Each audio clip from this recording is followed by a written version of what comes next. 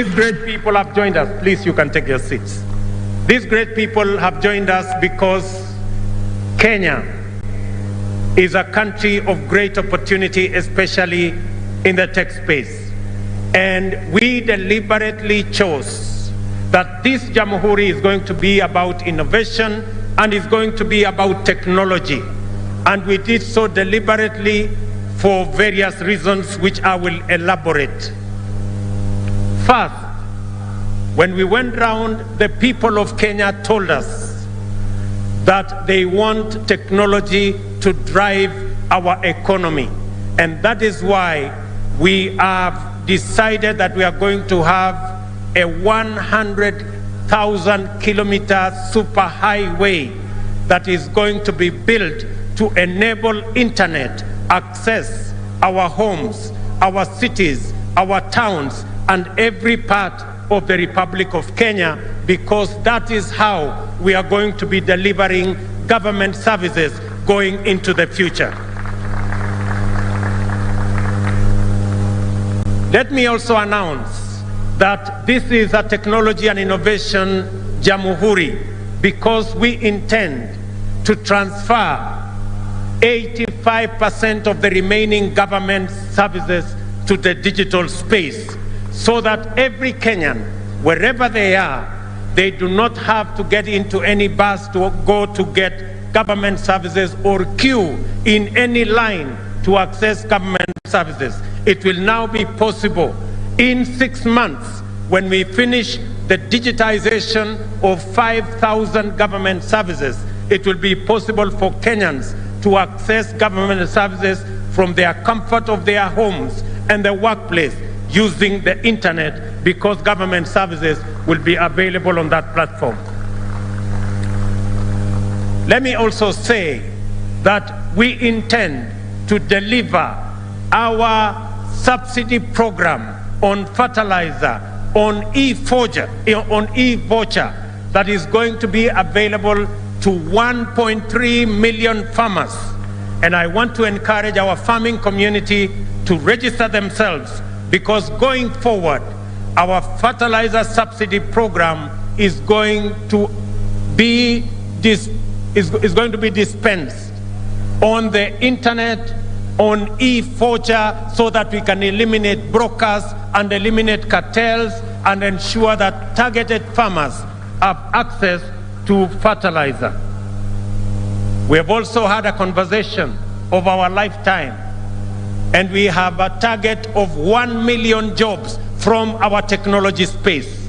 We've had a candid conversation with our technology and digital space leaders that Kenya, going into the future, we're going to have 1 million jobs, and that is why it is necessary and it is important that all of us understand the importance of technology and the place of innovation going into the future.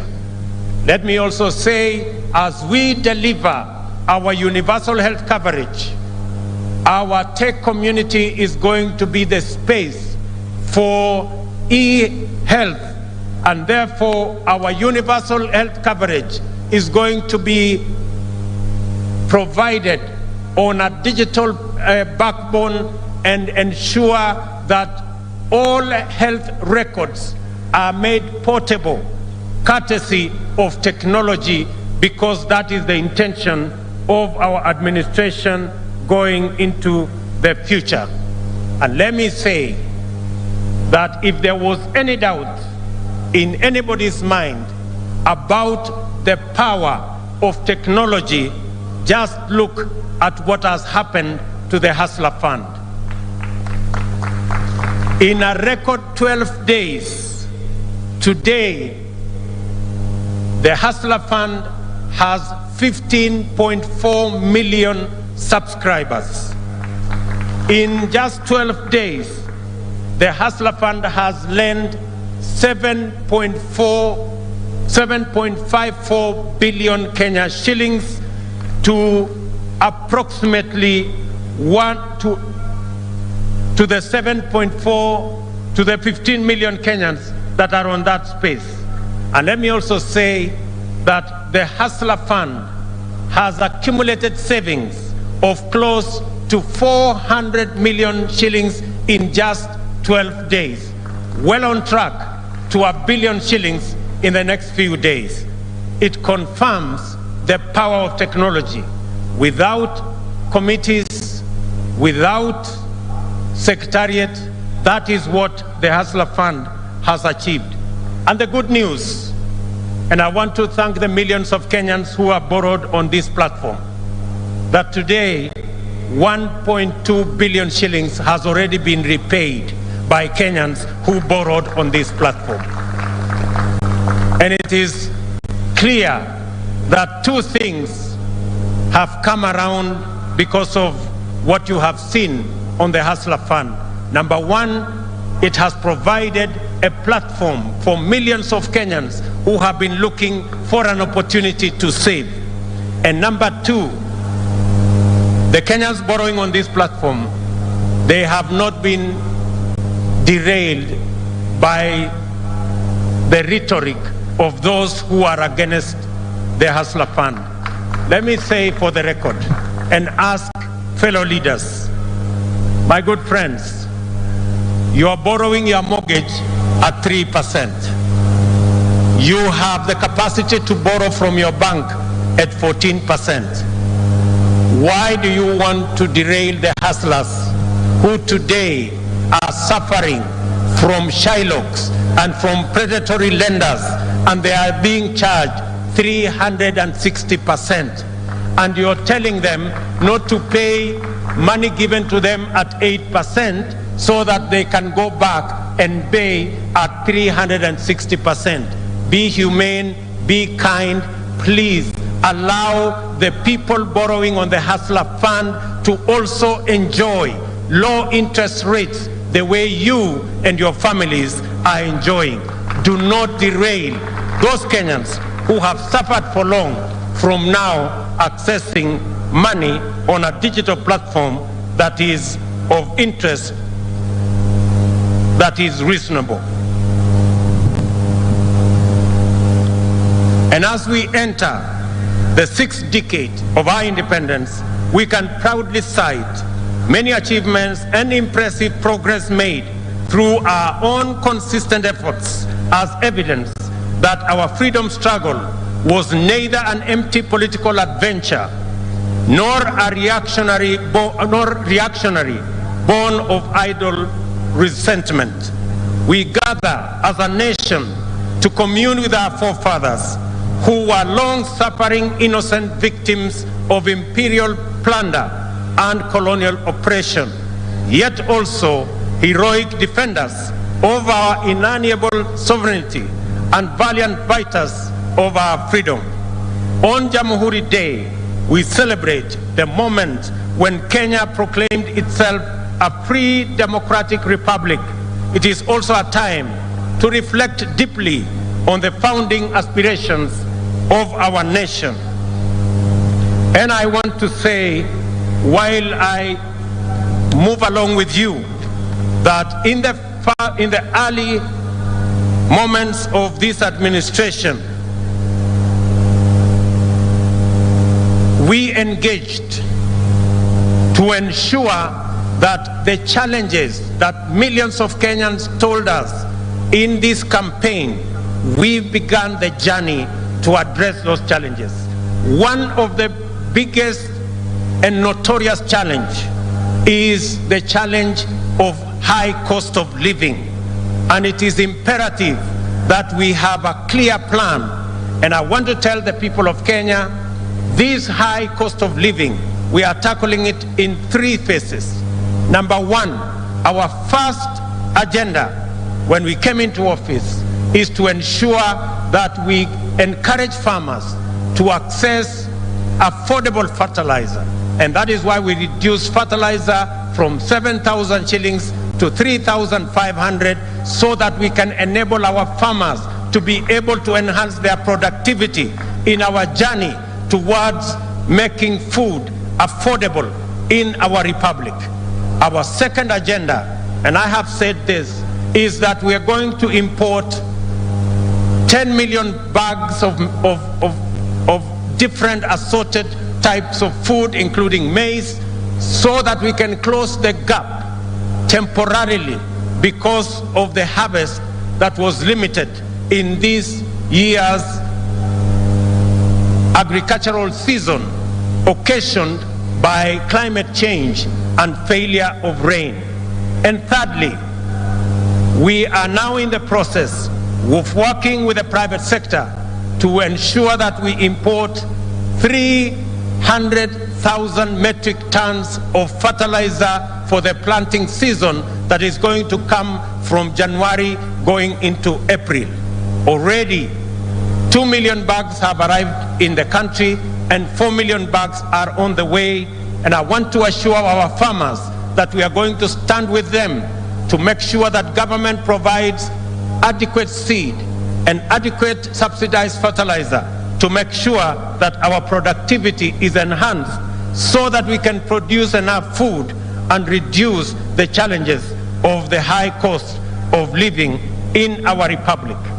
The second item that we must tackle is the issue of ensuring that we create enough jobs for the millions of young people in our nation. Apart from what we are doing with the tech community, our housing plan, which we have rolled out in earnest, already we have launched the construction of 40,000 units of houses in the last 3 months, and in the remaining months of this year, we are going to launch the construction of 160,000 additional houses across the Republic in our quest to ensure that we have 200,000 houses built around the country, both social and affordable houses, so that the people of Kenya can not only have access to jobs, we can grow our enterprises, and we can ensure that the 6.5 million Kenyans who today live in informal settlements have become home owners. I want to request and ask all county governments. We already have 15 county governments that are working with us on this plan. I want to ask all the remaining county governments to come on board so that we can move together in the journey to ensuring that we create jobs, we build our enterprises, and Kenyans have access to affordable housing. Let me also say, on the matter of ensuring that we have adequate food, our fourth item is to ensure that we transit from rain-fed agriculture to agriculture under irrigation. And that is why we are building 100 new mega dams around the country under our new program of private-public partnerships that will be anchored on water purchase agreements that will be underwritten by the government of Kenya, so that we can work with the private sector to produce enough irrigation facilities and also to ensure that we supply and harvest enough water for us to power the engines of our irrigation and transit from the 670,000 land under irrigation to 3 million in the coming years, so that we can also produce enough food using irrigation. Let me also say that under our value addition, agro-processing and manufacturing sector, our triple program and intervention that will bring on board the Dongo Kundu Special Economic Zone, all the other economic zones, including the Naivasha Industrial City and our city in Athi River. We will ensure that going into the future, our industrialization agenda that has been going down, which has gone from 9% to 7%, we have agreed with our private sector that we will re-engineer that space using the products we have, from coffee to tea to avocado, to leather, to cotton, and we have agreed that industrialization is going to contribute from our 7% at the moment. We want to move it to 20% of our GDP by 2030, because that is the way we are going to add value to our products, we are going to create jobs, and we are also going to create wealth. Let me also say that, mindful of this solemn obligation to do right, while laying the foundation of a flourishing nation for future generations, I have pursued several interventions since I took office nearly 3 months ago with the urgency, zeal, and focus that the moment demands. Since then, we have engaged successfully to reorient policing operations from a heavy and illegitimate reliance on illegal and extrajudicial interventions, which frequently entailed such intolerable violations as abductions, torture, disappearance, and murder.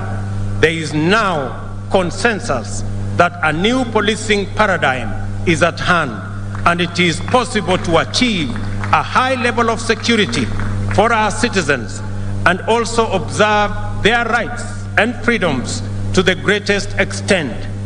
I commend the entire National Police Service, from the constable on the beat to the Inspector General, for the enthusiasm with which they have embraced the changes and enhanced our general security through increased vigilance and improved relationship with citizens and their communities.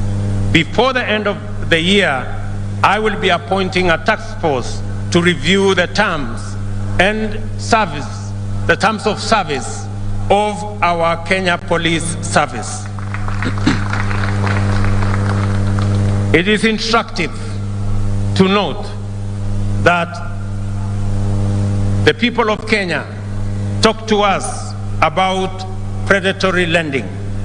And I engaged, when I came into office, 3 fintech institutions on the way forward in making mobile loans more affordable. As a result, there was a drastic reduction in the interest charged on the police service, signaling a new era of affordable credit for borrowers. I also engaged lenders on the need to liberate more than 4 million borrowers from the prejudice arising from being blacklisted under the Credit Reference Bureau framework, which arbitrarily paralyzes their business prospects. We have secured an agreement with the lenders to abandon this punitive approach and shift to a credit scoring system which incorporates incentives for both lender and borrower. Let me also say that under our program on managing climate change, we will ensure that we build our 15 billion tree cover to be planted around the country. We will build it from the bottom up. The Ministry of Interior has the instructions to start with the 45,000 people at the bottom of the provincial administration pyramid, the Nyumba Kumi leaders, 45,000 of them, coming to the 9,000 assistant chiefs and 4,000 chiefs, to ensure that we build from the bottom going up our tree planting exercise to ensure that we reach the 15 billion trees planted across the country. And I want to thank the Governor of Nairobi. We are going to be working with the county government of Nairobi in the greening of our city. And we have agreed with the governor that beginning January, we are going to hire 11,000 young people to create the army that will green our city, those that were working under the old program of Kazi Mtaani.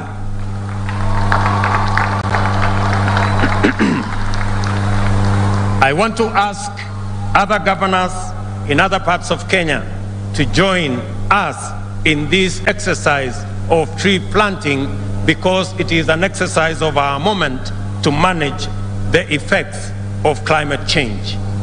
As you all are aware, we also appointed a working party to look into our education system.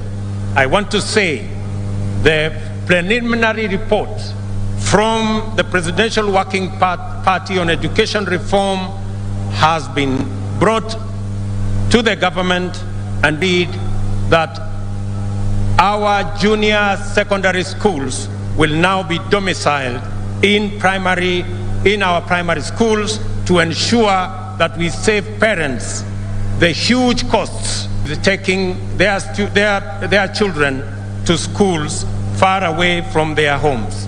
And I have also instructed the Teacher Service Commission to commence the hiring of the largest cohort of teachers in independent Kenya. We are going to hire 30,000 teachers by early next year to provide instruction in our schools. Let me also say a request from Kilifi County that the Pemba community living in Kilifi County that has for a long time suffered without identity, the government of Kenya is now going to work on the modalities to ensure that the Pemba community acquire citizenship of the Republic of Kenya. We are proud of Kenya's consistent record of leadership to advance the cause of peace, cohesion, security, and stability in our region. Under various regional and continental frameworks, and with the support of the international partners, we are deploying our position as a regional anchor state for the benefit of our neighbors and our region. My predecessor, President Uhuru Kenyatta, working under the aegis of the Africa Union, is engaged in mediation efforts to restore peace and stability in Ethiopia's Tigray region, and under the EAC initiative to restore normalcy in the Eastern Democratic Republic of Congo. Our interests, ladies and gentlemen, are nested in a dense network of reciprocal diplomacy, which helps our agenda to attract investment, forge partnerships, and create markets for our exports and employment for our young people locally and overseas. In the last 3 months, we have aggressively sustained our pursuit of mutual beneficial endeavor with friends and partners all over the world. We have engaged productively with EAC member states, the governments of South Africa, United States, United Kingdom, Spain, Qatar, Germany, and South Korea to scale up bilateral ties and to explore avenues for collaboration in the multilateral space.